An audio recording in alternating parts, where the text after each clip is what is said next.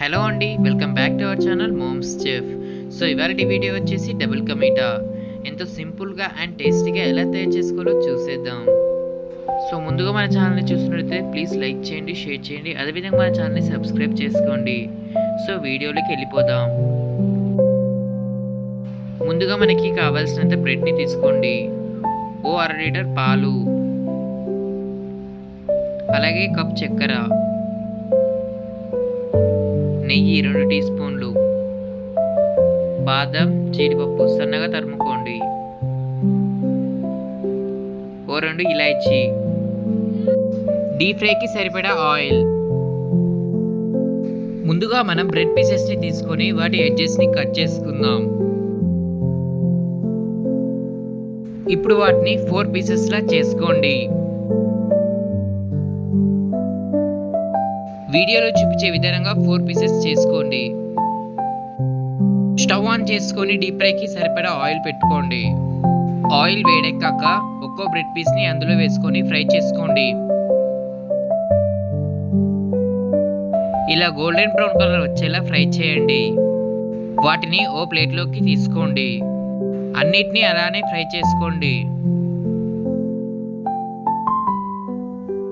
ఇప్పుడు మనం డ్రై ఫ్రూట్స్ని వేయించుకుందాం. డ్రై ఫ్రూట్స్ని వేయించుకున్న తర్వాత మళ్ళీ స్టవ్ ఆన్ చేసి పాలను పెట్టుకోండి. పాలలో ఓ 1/2 గ్లాస్ వాటర్ వేసుకోండి. ఓ 2 పొంగులు వచ్చేలా మసలనిద్దాం.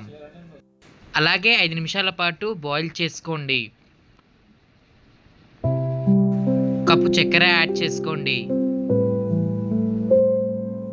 చక్కెర యాడ్ చేసిన తర్వాతకి ఓ 2 నిమిషాలు మరగనివ్వండి.